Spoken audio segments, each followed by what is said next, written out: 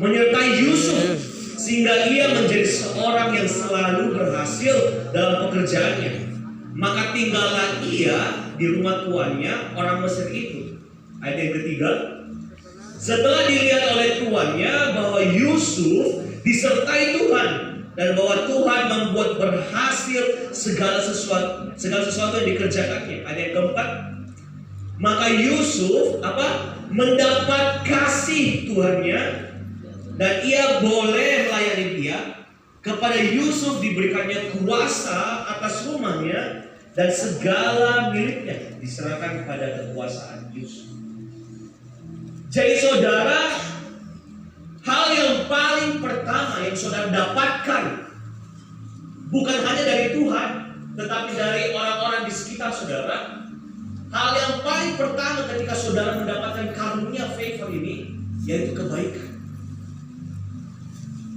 Yusuf adalah orang yang bukan siapa-siapa. Saudara ingat cerita Yusuf? Seringkali mempersiapkan juga tentang Yusuf. Bagaimana dia dibuang oleh saudara-saudara, dijadikan budak dan dijual ke rumah Potifar. Tapi anehnya yang dibuang ini, yang jadi budak ini, mendapatkan kasih dari tuannya. Berapa banyak saudara lihat orang, anggaplah orang kecil, anggaplah orang nggak pakai baju, budak itu dulu nggak pakai baju. Kalau saudara lihat budaya Mesir, seorang budak itu cuma dikasihkan kayak handuk untuk menutupi kemaluannya. Seorang budak yang dijual, yang dibuang begitu aja, tiba-tiba diangkat menjadi penguasa di rumah Potifar. Dan Alkitab berkata satu kata yang sangat spesifik, dia mendapatkan kasih dari Tuhan.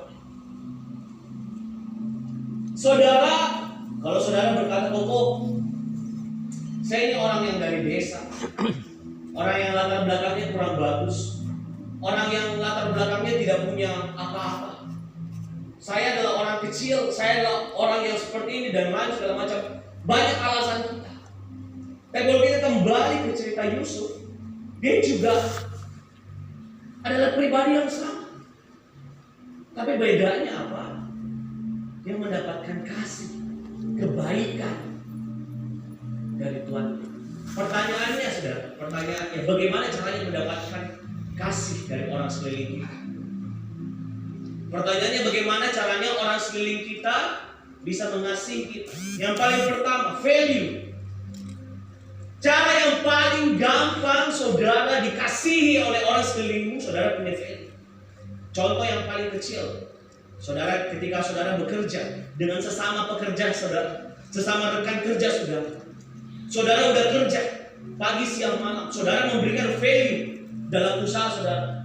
Ketika saudara punya partner atau teman kerja malas-malasan, saudara punya teman kerja main curang, mencuri, berbohong, tidak bekerja dengan baik, apakah saudara bisa mengasihi dia?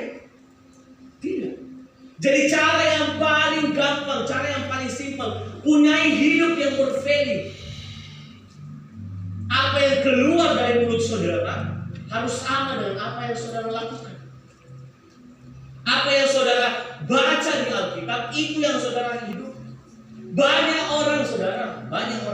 sekali orang kehilangan akan kebaikan dari orang lain hanya karena dia tidak punya value dalam hidup. Bahkan dalam pelayanan. Saudara bisa narik dari jam subuh sampai jam 12 siang, jam 1, jam sore. Tapi saudara kembali ke belakang, ngomong kotor, fitnah kiri kanan, bicara sembarang. Saudara akan hidup seperti orang Kristen yang tidak kenal Tuhan.